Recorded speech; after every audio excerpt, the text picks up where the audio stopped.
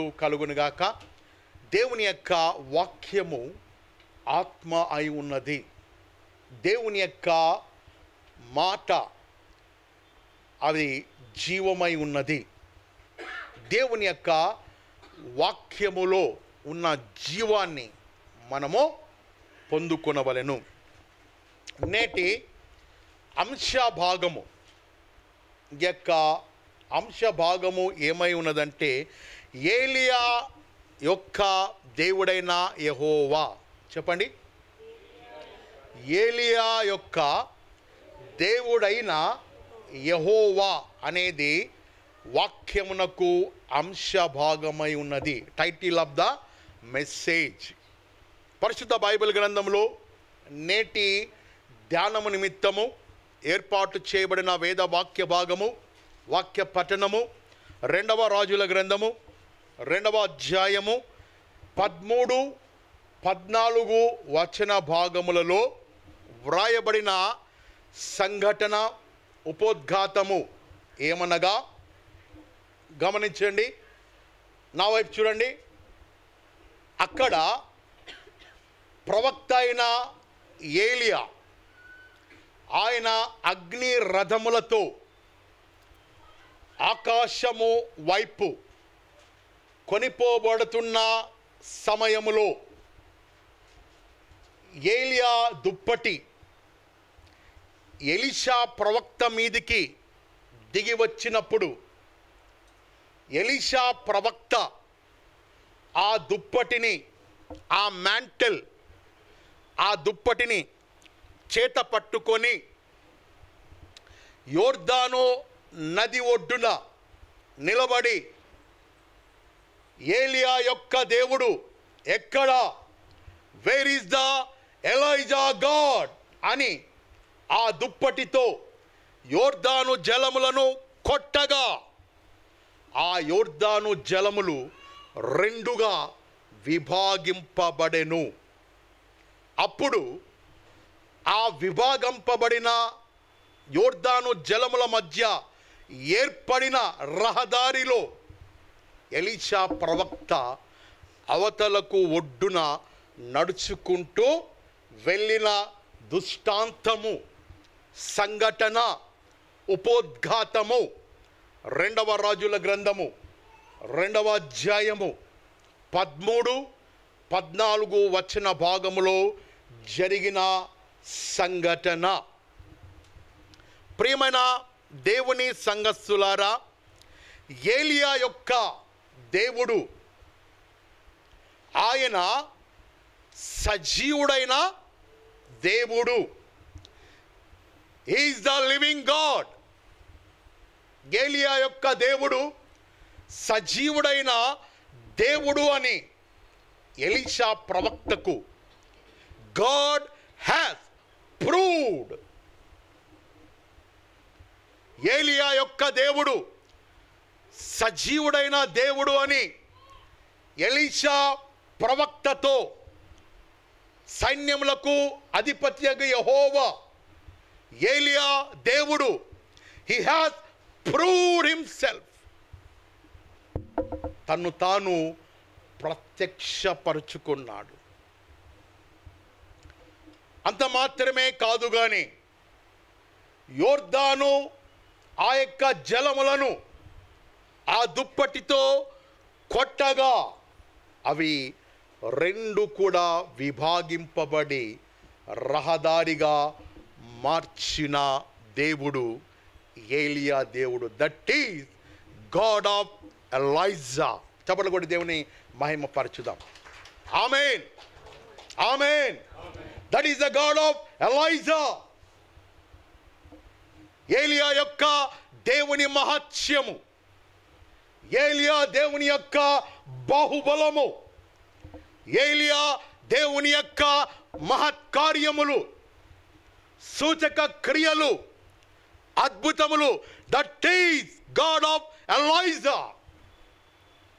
అట్టి గొప్ప దేవుడు నీకు, నాకు, మనకు దేవుడుగా ఉన్నందుకు మనము సంతోషించి గర్వపడవలెను. ఆమేన్ చెప్దామా? ఆమేన్. దేవునికి స్తోత్రములు కలుగునుగాక. అయితే ఏలియా యొక్క దేవుడు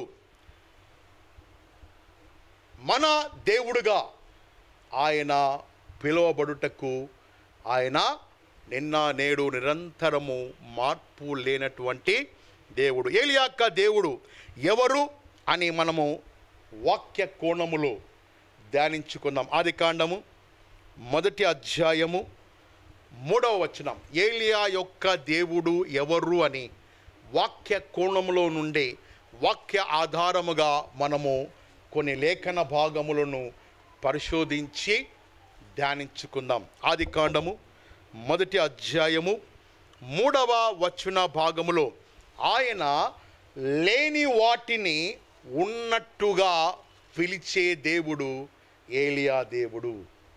ఆమేన్. ఆదికాండం 1వ అధ్యాయం 3వ వచనములో భూమి నిరాకారముగా ఉన్నది, శూన్యముగా ఉన్నది, చీకటి అగాధ జలముల మీద కమ్మి ఉన్నది.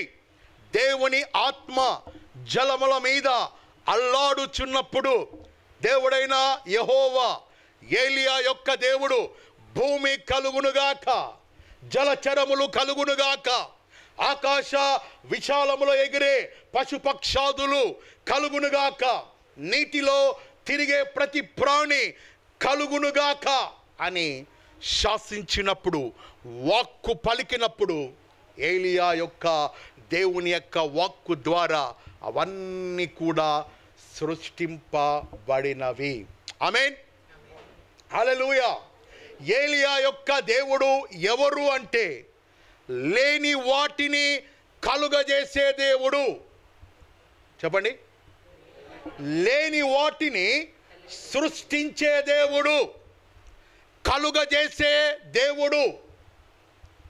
మన యొక్క జీవితాలలో ఒకవేళ లేమి అనే కొరతలు ఏవైనా ఉన్నట్లయితే, వివాహం కాకుండా ఎదురు చూస్తూ ఉన్న వారు ఎవరైనా ఉన్నట్లయితే, లేదా అనారోగ్య పరిస్థితులతో ఒకవేళ బాధపడుతూ ఉన్నట్లయితే, లేదా కుటుంబంలో శాంతి సమాధానాలు లేక బాధపడుతూ ఉన్నట్లయితే, ఒకవేళ మీ కుటుంబాలకు నూతన గృహాలు లేకుండా బాధపడుతూ ఉన్నట్లయితే, ఉద్యోగాలలో ప్రమోషన్లు లేక బాధపడుతూ ఉన్నట్లయితే, ఏలియా యొక్క దేవుడు లేని వాటిని ఉన్నట్టుగా రమ్మని పిలిచే దేవుడు. ఆ ఏలియా దేవుని యొక్క నామమందు మనము విశ్వసించిన ఎడల, నమ్మిన ఎడల, దేవుడు మన ప్రతి అవసరములకు ఆయన జవాబై ఉన్నాడు. ఆమేన్. ఫిలిప్పి 4:19 ప్రకారముగా క్రీస్తు యేసు మహిమైశ్వర్యము చెప్పున ఆయన కృపలో మనకు ప్రతి అవసరము ఆయన తీర్చే దేవుడై ఉన్నాడు. సో నంబర్ 1, ఏలియా యొక్క దేవుడు ఎవరు అంటే లేని వాటిని సృష్టించే దేవుడై ఉన్నాడు. చెప్పండి అందరూ కూడా. లేని వాటిని కలుగజేసే దేవుడు. ఒకవేళ ఆరోగ్యము లేదా, ఆ ఏలియా దేవుని నామమందు ప్రార్థన చేసిన యెడల ఆరోగ్యము నీకు కలుగునుగాక. ఆర్థిక ఇబ్బందులతో బాధపడుతూ ఉన్నట్లయితే, ఆ ఏలియా దేవునికి ప్రార్థన చేసిన యెడల లేని వాటిని ఆశీర్వాదకరంగా అనుగ్రహించే దేవుడై ఉన్నాడు. ఒకవేళ వివాహము కాకుండా ఎదురు చూస్తూ ఉన్నట్లయితే, ఉద్యోగాలు లేకుండా ఎదురు చూస్తున్నట్లయితే, ఆ ఏలియా దేవునికి ప్రార్థన చేసిన యెడల ఆయన సమస్తము కూడా అనుగ్రహించే దేవుడు. లేని వాటిని ఉన్నట్టుగా పిలిచే ఏలియా దేవుడు. ఆమేన్. హల్లెలూయా. నంబర్ 1, ఏలియా యొక్క దేవుడు ఎవరు అంటే లేని వాటిని ఉన్నట్టుగా పిలిచే దేవుడు, అనుగ్రహించే దేవుడు, కలుగజేసే దేవుడు, ఆశీర్వదించే దేవుడు అని మనము గుర్తు పెట్టుకొనవలెను. రెండవదిగా ఏలియా దేవుడు ఎవరు? రెండవదిగా ఆదికాండము 17వ అధ్యాయము 1వ వచనం. ఆదికాండము తీసిన వారు త్వరగా ఆదికాండం 17వ అధ్యాయము 1వ వచనం. Abraham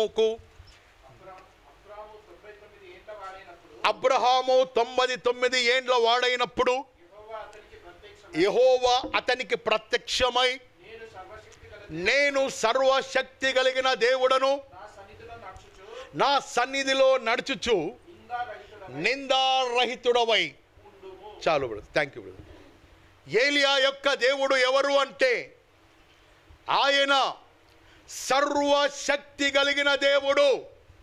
He is the almighty living God. ఏలియా యొక్క దేవుడు సర్వశక్తి కలిగిన దేవుడు. ఆయనకు అసాధ్యమైనది ఏది కూడా ఉండదు, ఉండబోదు. అది ఏలియా యొక్క దేవుని యొక్క మహత్యము, శక్తి.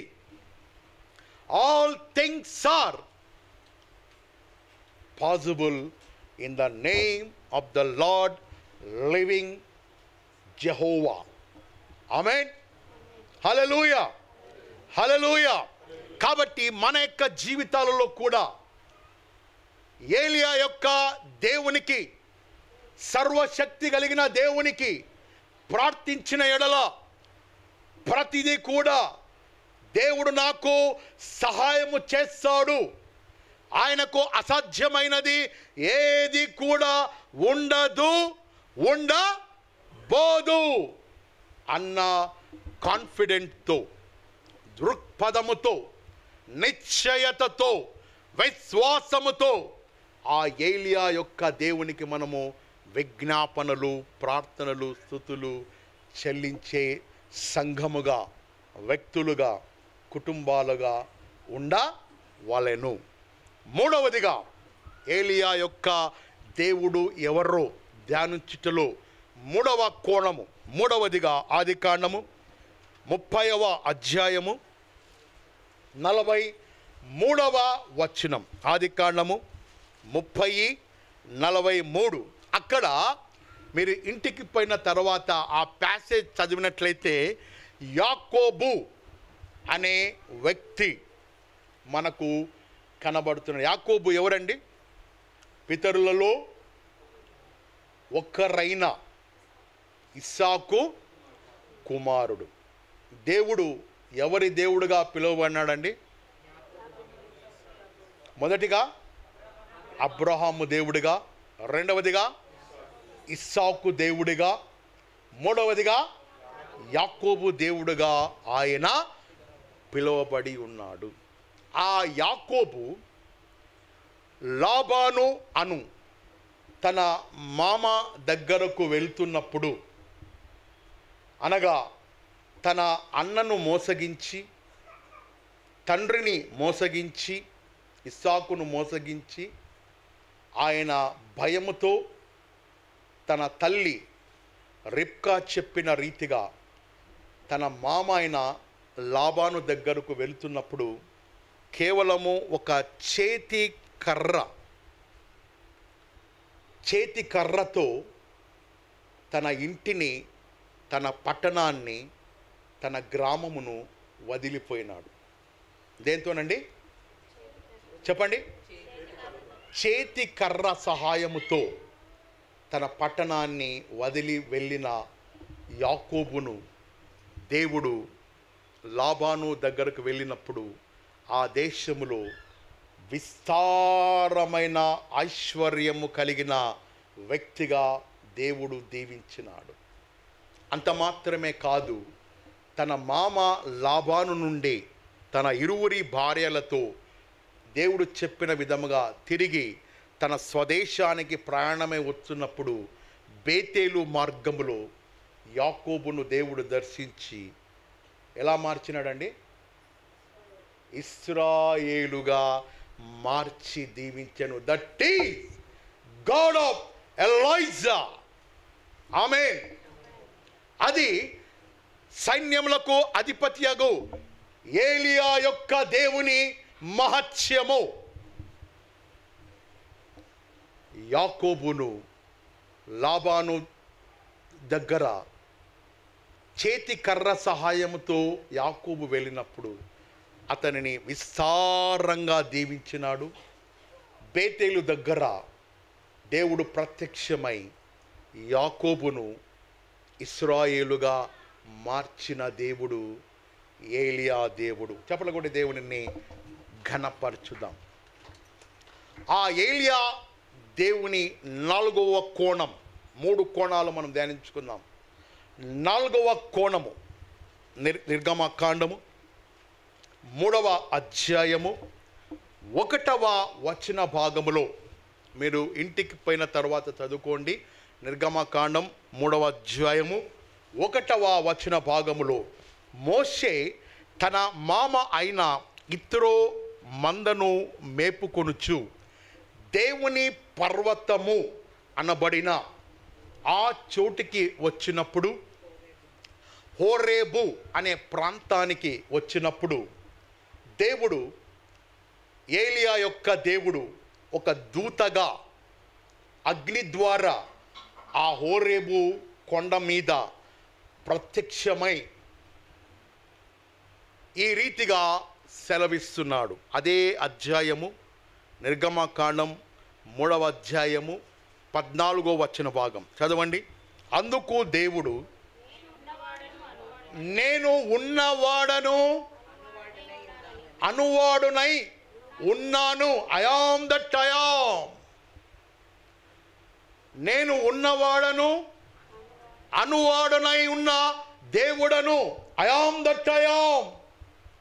ఏలియా యొక్క దేవుడు తన ప్రజలైన ఇశ్రాయేలీయులు ఐగుప్తు చెరలో దాస్యములో సుమారు 430 సంవత్సరములు వారు పడుతున్న వేదన, దుఃఖము, కన్నీరు అవన్నీ కూడా చూచెను,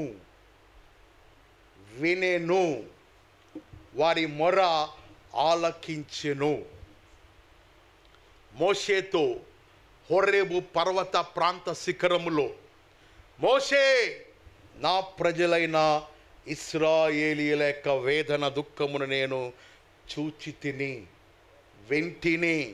ఇదిగో వారికి విడుదల అనుగ్రహించుటకు, వారిని కాపాడుటకు, రక్షించుటకు, వాగ్దాన భూమిలోనికి వారిని ప్రవేశింప చేయుటకు ఐయామ్ దట్ ఐయామ్ దిగి వచ్చిన దేవుడను ఏలియా యొక్క దేవుడు.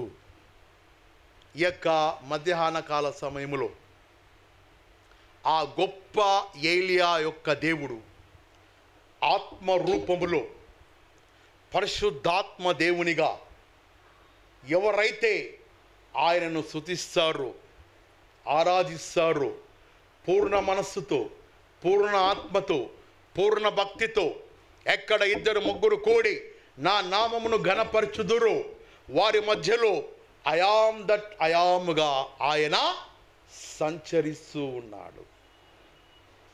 వారి యొక్క బాధలు ఈ యొక్క మధ్యాహ్న కాల సమయంలో మీ జీవితాలలో ఒకవేళ అలనాడు ఇశ్రాయేలు ప్రజలు పడిన బాధ మీరు ఫేస్ చేస్తూ ఉండవచ్చు.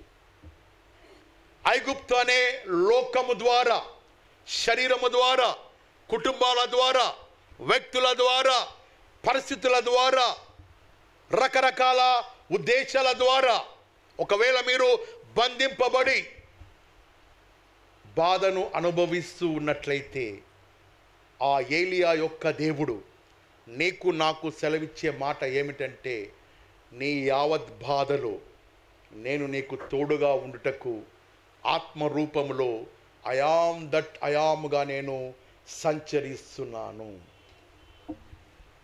అర్థమైందండి? అర్థమైందా?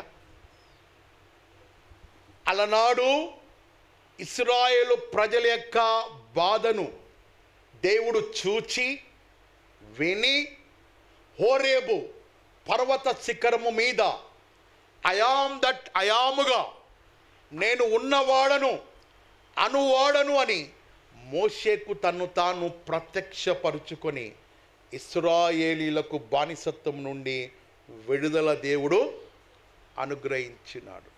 అది లోగో.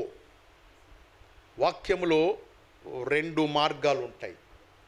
ఒకటి లోగో, రెండవది రేమా. చెప్పండి.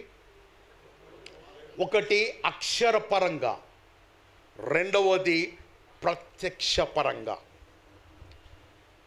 అప్పుడు అది జరిగిన సంఘటన ఇప్పుడు మన ఆత్మీయ జీవితాలకు ఏ రీతిగా అనువర్తించుకుంటాము అంటే, స్వీకరిస్తామంటే, అదే దేవుడు నిన్న నేడు నిరంతరము కూడా మార్పు లేనటువంటి దేవుడు మనము స్తుతులు చేయు మీద ఆసీనుడై నేను ఉన్నవాడుగా అనువాడుగా మీ యొద్దకు మన మధ్యలో దేవుడు సంచరిస్తున్నాడు. ఆమేన్. ఎక్కడ 2-3 కూడి నా నామమును ఆరాధించుదురో వారి మధ్య ఆత్మ రూపములో దేవుడు సంచరిస్తూ ఉన్నాడు. మన మధ్యలో ఉన్నాడు ఆయన.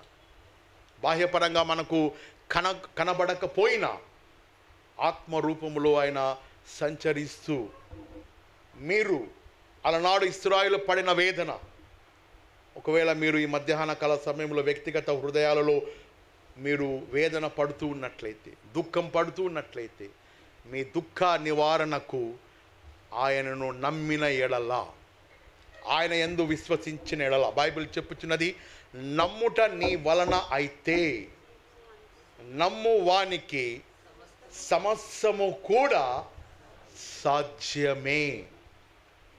ఆ రీతిగా పరిశుద్ధ బైబిల్ గ్రంథములో యెహోషువ నమ్మి విశ్వసించి ఈ రీతిగా పలికినాడు. ఏమని? సూర్యుడా నీవో గిబియోనులో ఆగిపో, చంద్రుడా నీవు అయ్యా లోయలో ఆగిపో అని సెలవిచ్చినప్పుడు సూర్యుడు గిబియోనులో ఆగిపోయినాడు, చంద్రుడు అయ్యా లోయలో ఆగిపోయినాడు. సృష్టి ధర్మములు ఒక మానవుని యొక్క వాక్కుకు, చెప్పండి, వాక్కుకు నమ్మినప్పుడు సృష్టి క్రమము ఏ మాత్రము కూడా మార్పు లేకుండా నిలబడిపోయినాయి. Planets, it's highly impossible. అది అటువంటి గొప్ప దేవుడు ఏలియా దేవుడు. ఆమేన్, హల్లెలూయా. మన జీవితాల్లో కూడా అటువంటి గొప్ప కార్యములను ఆయన జరిగించేందుకు నేటికి కూడా he is alive. But you are believe in your heart, you are trust in your heart, you are obey in your heart. నీవు నమ్మిన ఎడల, నీవు విశ్వసించిన ఎడల అటువంటి గొప్ప కార్యాలు నీ ఎడల కూడా దేవుడు చేయుటకు సిద్ధముగా ఉన్నాడు. పాత నిబంధన గ్రంథములో దేవుడు కొంతమంది భక్తుల ద్వారా, రాజులు సైతము కూడా ఆ ఏలియా యొక్క దేవుని నామమును ఏ రీతిగా కొనియాడిరో మనము ధ్యానిస్తాం. పరిశుద్ధ బైబిల్ గ్రంథములో దానియేలు గ్రంథము 3వ అధ్యాయము 28వ వచనం. దానియేలు గ్రంథము 3:28లో నెబుకద్నెజర్ రాజు షడ్రక్, మెషేక్, అబేద్నెగో అనువారి దేవుడే ఆ పూజార్హుడు అని ప్రకటింప చేసెను. చెప్పలు కొట్టి దేవుడిని మహిమ పరచుదాం. నెబుకద్నెజర్ రాజు అన్యుడు, షడ్రక్, మెషేక్, అబేద్నెగో వారి దేవుడే పూజార్హుడు అని ప్రకటింప చేసెను. ఎంతటి మహిమ కలిగిన కార్యము. రెండవదిగా దానియేలు గ్రంథము 6వ అధ్యాయము 26వ వచన భాగములో ఈ రీతిగా వ్రాయబడినది. దానియేలు యొక్క దేవుడే జీవము కలిగిన దేవుడు అని పిలువబడెను. దానియేలు దేవుడే జీవము కలిగిన దేవుడుగా పిలువబడినాడు, కొనియాడబడినాడు, పూజింపబడినాడు, మహిమ పరచబడినాడు. ఎవరి ద్వారా? తన భక్తుల ద్వారా, విశ్వసించు వారి ద్వారా. నా వైపు చూడండి. మరి మన ద్వారా, మన సంఘము ద్వారా బయటకు దేవుని నామము ఏ రీతిగా ఘనపరచబడుతున్నదో, ఏ రీతిగా మహిమపరచబడుతున్నదో, నీవు పనిచేస్తున్న నీ ఉద్యోగ ధర్మములలో, నీ ఇంటి చుట్టుపక్కల ప్రాంతాలలో, అన్యుల మధ్య, నీ స్నేహితుల మధ్య, నీ ఇరుగు పొరుగు వారి మధ్య, నీ రక్త సంబంధుల మధ్య, నీ అన్నదమ్ముల మధ్య, అత్త కోడండ్ల మధ్య, లేక కోడండ్లు అత్త మధ్య ఎటువంటి బాంధవ్య సహ సంబంధాలు క్రీస్తును నీవు వారికి కనపరుచున్నావా? పరిశుద్ధ బైబిల్ గ్రంథములో దానియేలు, షడ్రక్, మెషేక్, అబేద్నెగో అనువారు అన్య దేశములో వారు నివసిస్తూ దేవుని యొక్క నామమును వారు ఘనపరిచే రీతిగా క్యారెక్టర్ కలిగి జీవించింది. చెప్పలో కూడా దేవుని మహిమపరచుదాం. That is God of Elijah.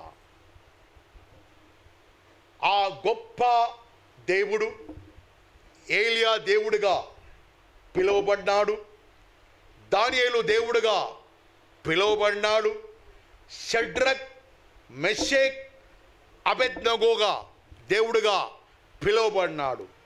ఆ యొక్క దేవుడు ఎవరు అంటే ఇర్మియా గ్రంథము 32వ అధ్యాయము 27వ వచన భాగం వైపు మీ మనోదృష్టిని కేంద్రీకరించవలసిందిగా కోరుతున్నాను. ఇర్మియా గ్రంథము 32వ అధ్యాయము 27వ వచనం.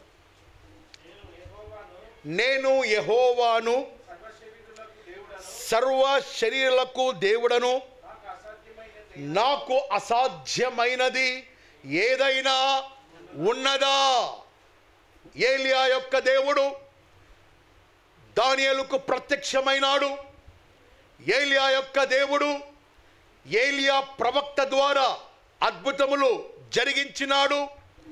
ఏలియా యొక్క దేవుడు షడ్రక్, మెషేక్, అబేద్నెగోలకు తోడుగా ఉన్నాడు. వారు సెలవిచ్చిన మాట, వారు పలికిన మాట, మా దేవుడు మమ్మను రక్షించుటకు హీ ఈజ్ ఏబుల్ గాడ్. మా దేవుడు మమ్మను ఈ అగ్నిగుండంలో నుండి రక్షించుటకు సమర్థుడు. He is able God. అటువంటి విశ్వాసము, అటువంటి నిరీక్షణ, అటువంటి క్యారెక్టర్ నీవు నేను మనము ఇతరులకు సాక్షిగా ఉన్నామా? షడ్రక్, మెషేక్, అబేద్నెగో, దానియేలు వీరందరూ కూడా చెరపట్టబడి బబులోను రాజ్యములో, అన్య దేశములో, విగ్రహారాధన పట్టణములో దేవునికి సాక్షిగా మహిమగా జీవించిరి. కాబట్టి రాజులు సైతము ఏలియా యొక్క దేవుణ్ణి పూజార్హుడుగా భావించిరి. రాజుల సైతము దానియేలు దేవుడే జీవము కలిగిన దేవుడు అని ప్రకటించిరి. చెప్పలు కూడా దేవుని మహిమపరచుదాం. That is God of Elijah. అంత మాత్రమే కాదు కానీ ఆ ఏలియా యొక్క దేవుని గుణలక్షణములు ఒక 2 జ్ఞాపకం చేసుకొని వాక్యాన్ని ముగించుకుందాం. జాగ్రత్తగా వినండి. ఈ వాక్యముని పోగొట్టుకోదని మంచి తరుణం మళ్ళా మేబీ చెప్పలేం.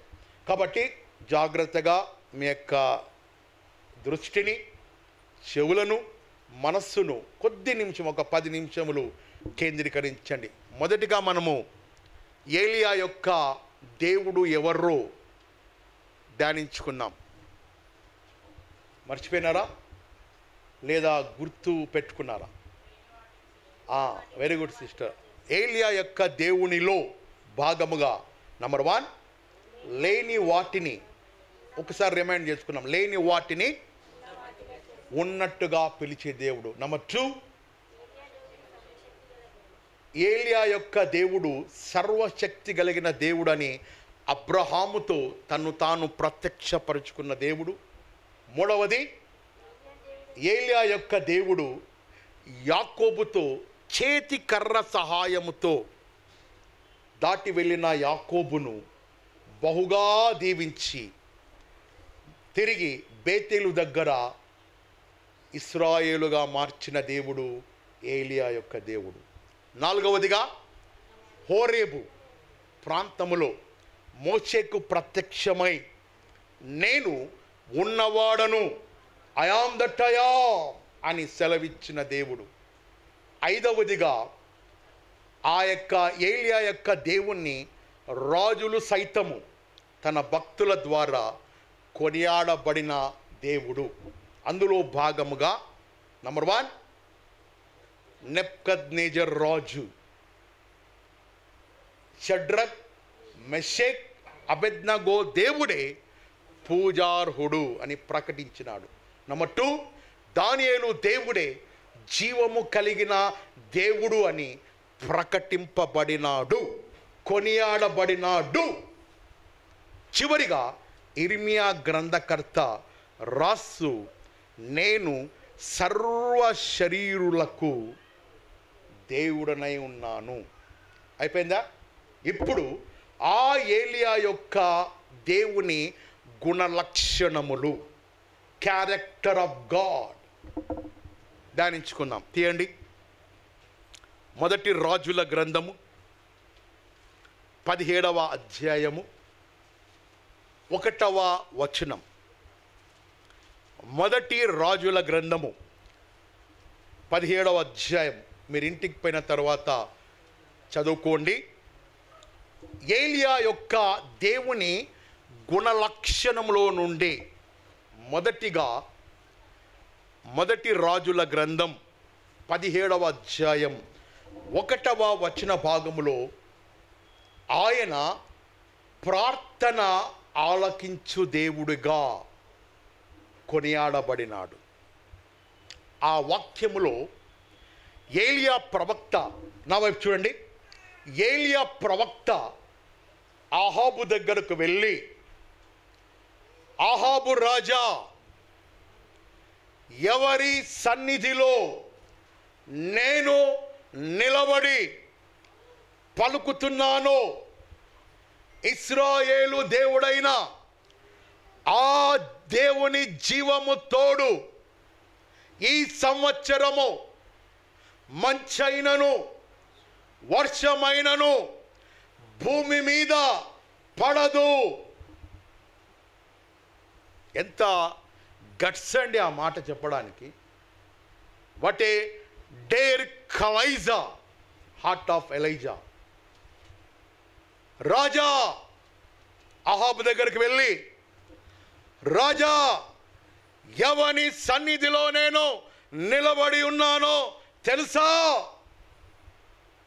ఇశ్రాయేలు ప్రజలైన ఆ దేవుడి జీవము తోడు ఈ సంవత్సరము మంచైనను వర్షమైనను భూమి మీద కుర్రవద్దు అని శాసించిన వ్యక్తి ఎలైజా. యాకోబు రాసిన పత్రిక తీయండి, 5వ అధ్యాయం 17. అక్కడ వివరణ ఉంటుంది ఎందుకు ఆ ఛాలెంజ్గా మాట్లాడాడు ఎలైజా. యాకోబు రాసిన పత్రిక, ఇది మాత్రం చదవండి అందరూ కూడా తెలిసిన వారు. 5:17 నూతన నిబంధనలో ఉంటుంది, హెబ్రీల తర్వాత ఉంటుంది. వినండి, ఏలియా చదవండి. మన వంటి స్వభావము కలిగిన మనుష్యుడే వర్షింపకుండునట్లు అతడు ఆసక్తితో ప్రార్థన చేయగా 3.5 సంవత్సర కాలము వరకు భూమి మీద వర్షింపలేదు. Thank you brother. ఏలియా మన వంటి స్వభావము కలిగిన మనుష్యుడే ఆసక్తితో ప్రార్థించినప్పుడు భూమిపైన 3.5 సంవత్సర కాలము మంచైనను వర్షమైనను కురవకుండా ఆపివేసిన దైవ సేవకుడు ఏలియా ప్రవక్త. ఆ ఏలియా ప్రవక్త దేవునితో అటువంటి ఇంటిమస్సీ సహసంబంధము కలిగినాడు కాబట్టే రాహాబుతో, రాజా ఎవరి సన్నిధిలో నేను నిలబడి ఈ మాటలు పలుకుతున్నానో ఆ జీవము కలిగిన దేవుని నామమును బట్టి ఈ సంవత్సరము మంచైనను వర్షమైనను భూమి మీద పడదు. ఆయన మాటకు గౌరవించి ఏలియా దేవుడు వర్షమును ఆపివేసిన. That is God of Elijah character. ఆమేన్, ఆమేన్. మనము కూడా దేవుని మందిరంలోనికి ప్రవేశించినప్పుడు మీ వ్యక్తిగత ప్రార్థనలో కానీ మీ కుటుంబ ప్రార్థనలో కానీ మోకరించి ప్రార్థిస్తున్నప్పుడు ఈ నిశ్చయత మీరు కలిగి ఉండవాలని. వినండమ్మా, నా వైపు చూడండి.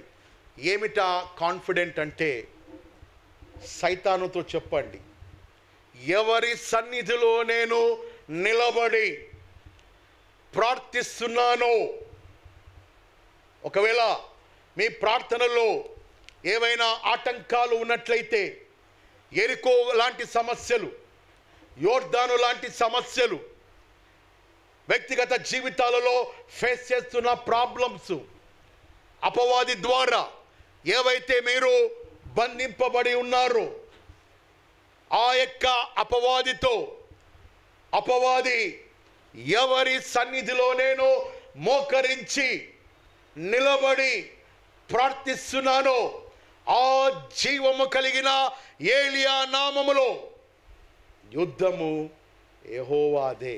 ఆమేన్.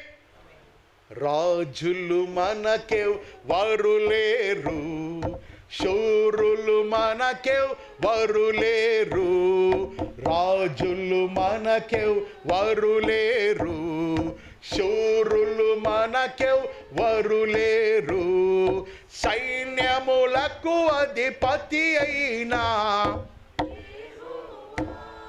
మన అండ యుద్ధము యెహోవాదే, యుద్ధము యెహోవాదే, యుద్ధము యెహోవాదే, యుద్ధము యెహోవాదే. కాబట్టి మీరు గుర్తుపెట్టుకునే అంశం ఏమిటంటే, అపవాదితో కానీ మీరు ఎదుర్కొనే సమస్యతో కానీ పరిస్థితుల్లో కానీ ఫేస్ చేస్తున్న ప్రాబ్లమ్స్తో కానీ మీరు చెప్పవలసిన మాట ఏమిటంటే, ఎవరి సన్నిధిలో నేను మోకరించి ప్రార్థిస్తున్నానో ఆ జీవము కలిగిన యేసు నామములో లయమైపోవునుగాక, ఆ జీవము కలిగిన యేసు నామములో స్వస్థపరచబడునుగాక. ఎందుకు అంటే ఏలియా యొక్క దేవుడు అద్భుతాలు సృష్టించే దేవుడు. ఏలియా యొక్క దేవుడు ఆశ్చర్య కార్యములను జరిగించే దేవుడు. ఏలియా యొక్క దేవుడు లేని వాటిని ఉన్నట్టుగా రమ్మని పిలిచే దేవుడు. ఏలియా యొక్క దేవుడు నీకు, నాకు, మనకు ఎల్లప్పుడూ ఇమానుయేలుగా ఉండే దేవుడై ఉన్నాడు. అటువంటి దృక్పథముతో, నిశ్చయతతో, కాన్ఫిడెన్స్తో దేవుని సముఖములకు వచ్చిన మీరు ప్రార్థించే అలవాటు నేర్చుకొనవలెను. ఆమేన్, అన్ని నామముల కన్నా యేసుని నామము ఎన్ని తరములకైనా గణపరచదగిన క్రీస్తు నామము. యేసు నామము గట్టిగా సాతాను శక్తులు ఆమేన్. యేసు నామము సాతాను శక్తులు లయం లయము. హల్లెలూయా హోసన్నా హల్లెలూయా హల్లెలూయా ఆమేన్.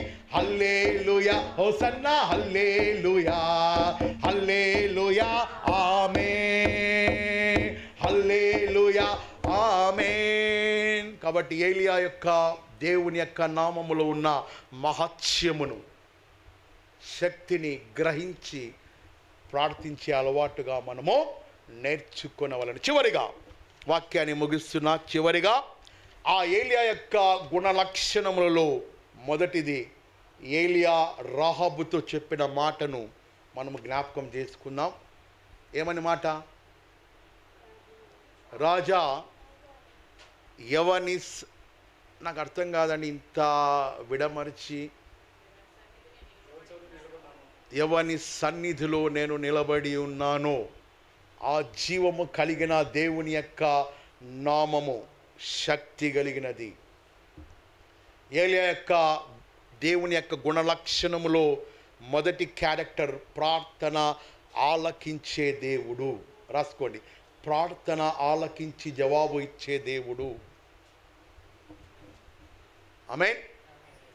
అందులో భాగముగా రెండవది ఏలియా యొక్క గుణలక్షణములలో రెండవ మాట మొదటి రాజుల గ్రంథము 17వ అధ్యాయము 6వ వచనం వైపు మీ మనస్సును, మీ దృష్టిని కేంద్రీకరించండి. మీరు చదవండి. అక్కడ కాకోలములు ఉదయమందు రొట్టెను మాంసమును అస్తమయమందు రొట్టెను మాంసమును అతని యొద్దకు తీసుకొని వచ్చుచూ ఉండండి. చాలండి, థ్యాంక్ యూ అండి. నా వైపు చూడండి. ఏలియా ప్రవక్త, అమ్మ ఇంటికి పోయిన తర్వాత రాసుకోండి. మొదటి రాజుల గ్రంథము 17:6. నా వైపు చూడండి, వాక్యాన్ని ముగిస్తున్నా. మొదటి రాజుల గ్రంథము 17:6లో ఏలియా ప్రవక్త కెరీతు వాగు దగ్గర దేవుడు సెలవిచ్చిన మాటకు ఆయన అక్కడ నివసిస్తూ ఉన్న సమయములో ప్రతి నిత్యము ఉదయమున అస్తమయమున సాయంకాలమున కాకోలము ద్వారా రొట్టె మాంసమును తన భక్తుడైన ఏలియా ప్రవక్తకు కెరీతు వాగు దగ్గరకు కాకోలము ద్వారా, కాకోలం అంటే అర్థమైందా? కాకి ద్వారా ఆహారమును దేవుడు ఏలియా దేవుడు సమకూర్చినాడు. ఆమేన్. హల్లెలూయా. దేవునికి స్తోత్రములు, ఘనత కలుగునుగాక. దేవుని యొక్క డైట్ చూడండి, తన భక్తునికి ఇచ్చిన డైట్ ప్లానింగ్. మనమేమో మార్నింగ్ బ్రేక్ఫాస్ట్ తింటాం, మధ్యలో 11 o'clock 12 o'clockకి తింటాం, 2 o'clockకి తింటాం, ఈవినింగ్ స్నాక్స్ తింటాం, రాత్రి 8 గంటలకు 9 గంటలకు డిన్నర్ చేస్తాం, మిడ్ నైట్లో కూడా తినగలుగుతారు, మళ్ళా 1 o'clock కూడా తినగలుగుతారు. కానీ దేవుడు ఇచ్చిన డైట్ ప్లానింగ్ చూడండి, తన భక్తుడైన ఏలియా దృష్టిలో పెట్టుకొని మార్నింగ్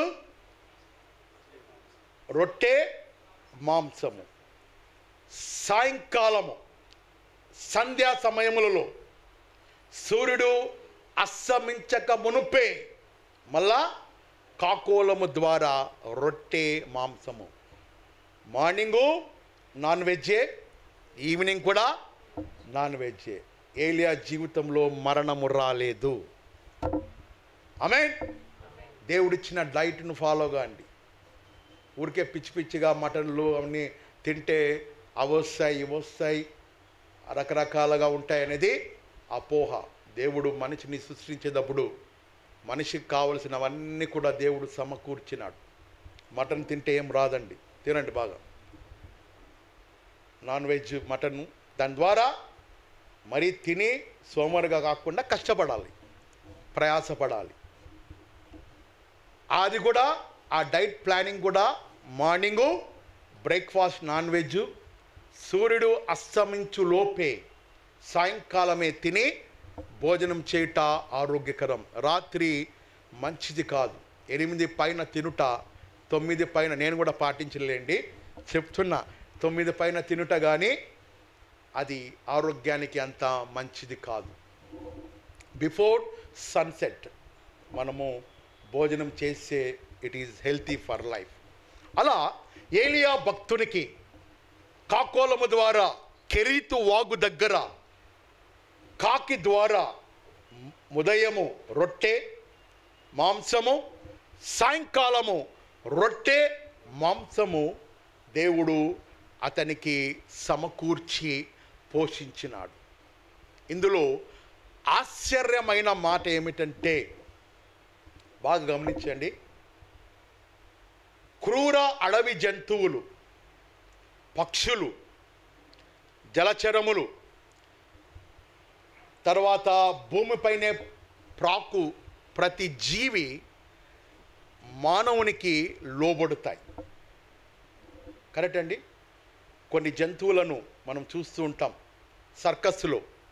అవి సాధు చేయబడి పులులు, సింహాలు, ఎలుగుబంటులు ఇతరవి మైనవి మానవునికి సాధు చేయబడి అవి ప్రదర్శనశాలలో అవి మనకు కనపడుతున్నాయి. జూ పార్కుల్లో కానీ లేదా కొన్ని జంతువులను మానవుడు ఇంటిలో పెంచుకుంటున్నారు. కుక్కలను, పిల్లులను, ఆవులను, ఇవన్నీ కూడా మానవునికి పెంపుడు జంతువులుగా సాధు చేయబడుతున్నాయి. కరెక్ట్ అండి. కరెక్ట్ అన్న వారికి చేయలేదండి. పులులు, సింహాలు, క్రూర వన్యప్రాణులు ఇవన్నీ కూడా మానవుని యొక్క సంతోషానికి, ప్రదర్శనకు, జూ పార్కులకు, లేదా ఈ కాలంలో సర్కస్ లేదనుకుంటా, పూర్వకాలంలో సర్కస్లు ఉండేటివి 20 years బ్యాక్.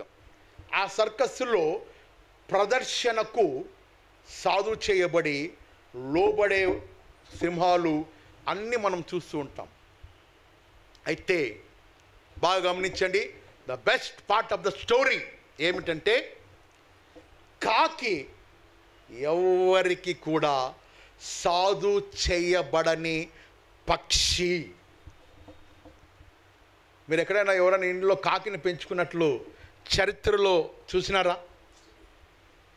చరిత్రలో ఎవరైనా ఇంట్లో కాకులను పెంచుకున్నట్లుగా ఎక్కడ కూడా లేదు, బహుశా ఉండబోదేమో.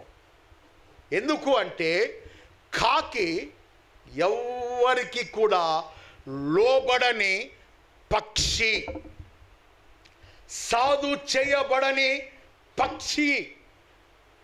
కాకి యొక్క గుణం ఏమిటంటే లాగుకొనుట. ఎంతమంది ఫేస్ చేసి ఉంటారంటే మీ చిన్నతనంలో స్కూల్కి పోయేటప్పుడు బన్ను తీసుకునే టైంలో వడలు ఇట్లా చేతులు పట్టుకొని స్కూల్లో పోతుంటే వెంటనే కాకి వచ్చి లాక్కొని వెళ్ళిపోయేది. అప్పుడు మాకు తెలియదు, కానీ అలా లాక్కున్నప్పుడు ఆ హిందువులు పిల్లలు కాకి తాకింది నీకు అరిష్టం అంటే మాకు తెలియదు, కానీ వెంటనే ఇంటికి వెళ్ళి స్నానం చేసేవాళ్ళం. కాకి తగలకూడదు అని, అదేదో తెలియని వయసు అని అనుకోలేండి. అలా కాకి యొక్క నేచర్, స్వభావం ఏమిటంటే అది లాక్కొనేది, లోబడనిది పక్షి. అటువంటి లోబడిని పక్షి, ఇచ్చే స్వభావము లేని పక్షిని దేవుడు, ఏలియా దేవుడు ఇచ్చే స్వభావము కలిగిన పక్షిగా దీవించినాడు. చెప్పలు కూడా దేవుని మాయం పరచుదాం. ఏలియా యొక్క దేవుడు ఎవరు అంటే, అసాధ్యమైనది సాధ్యపరిచే దేవుడు ఏలియా దేవుడు. ఇచ్చే స్వభావము లేని కాకిని ఇచ్చినట్లుగా చేసినాడు, సహాయము చేసినట్లుగా చేసినాడు. లోబడని కాకిని లోబడే గుణము కలిగిన కాకిగా ఉదయకాలము సాయంకాలము తూచా తప్పకుండా రొట్టె మాంసమును తెచ్చించుటలో లోబడే కాకిగా దీవించినాడు ఏలియా దేవుడు. ఆమేన్. దీని ద్వారా మనము నేర్చుకోబోయే పాఠం ఏమిటంటే, ఒకవేళ మీ కుటుంబాలలో మీ భర్తలు లోబడని స్థితిలో ఉన్నట్లయితే, లేదా మీ భార్యలు లోబడని స్థితిలో ఉన్నట్లయితే, మీ అత్తమామలు మీకు వ్యతిరేకంగా ఉన్నట్లయితే, మీ ఉద్యోగ ధర్మ విధులలో పై అధికారులు మీకు వ్యతిరేకంగా ఉన్నట్లయితే, సమస్యలు మీకు వ్యతిరేకంగా ఉన్నట్లయితే, ఆ ఏలియా దేవుని వైపు చూచి ప్రార్థించిన ఎడల వారిని మీకు అనుకూలముగా మార్చే దేవుడు ఏలియా దేవుడు. చెప్పలు కొట్టి దేవుని మహిమపరచుదాం. మనము వారితో, అనగా మనకు వ్యతిరేకంగా ఉన్న వారితో మనము పోట్లాడకుండా, వారికి వ్యతిరేకంగా మనము మాట్లాడుకోకుండా, జీవము కలిగిన ఏలియా దేవుని వైపు చూచి ప్రార్థించిన ఎడల ఆ ఏలియా దేవుడు వారిని నీకు కాకిని ఏ రీతిగా ఇచ్చే కాకిగా మార్చినాడు, సహాయం చేసే కాకిగా మార్చినాడు, లోబడే కాకిగా మార్చినాడు, వారిని నీకు లోబడే విధముగా ఏలియా దేవుడు మార్చగలగ దేవుడు, సమర్థుడు. బైబిల్ చెప్పుచున్నది, ఒకని ప్రవర్తన యెహోవా దృష్టికి ఇంపుగా ఉన్నప్పుడు చెప్పండి, వాని శత్రువుల సైతము వారికి మిత్రులుగా మార్చే దేవుడు ఎలైజా గాడ్. చెప్పండి కూడా దేవుని మహిమపరచుదాం. ఏలియా దేవుని యొక్క గుణలక్షణములలో రెండవది అసాధ్యమైనది సాధ్యపరిచే దేవుడు. మొదటి గుణము ప్రార్థన ఆలకించే దేవుడు. రెండవది అసాధ్యమైనది సాధ్యపరిచే దేవుడు ఏలియా దేవుడు. కాబట్టి అట్టి ఏలియా దేవుని యందు నీవు నేను మనము విశ్వసించి ప్రార్థించి నమ్మిన ఎడల అదే ఏలియా యొక్క దేవుడు నీకు నాకు ప్రభువుగా, రక్షకుడిగా, దేవుడిగా, సహాయకుడిగా, పోషకుడిగా, ప్రార్థన ఆలకించు దేవుడిగా, అద్భుతాలు చేయు దేవుడిగా, ఆశ్చర్య కార్యాలు జరిగించు దేవుడిగా మనకు తోడుగా ఉండే దేవుడు. అట్టి కృప ఈ సంఘానికి, మీకును నాకును, వాక్యం విన్న ప్రతి వారికి దేవుడు అనుగ్రహించి దీవించును గాక. ఆమేన్. దేవునికి స్తోత్రములు కలుగునుగాక.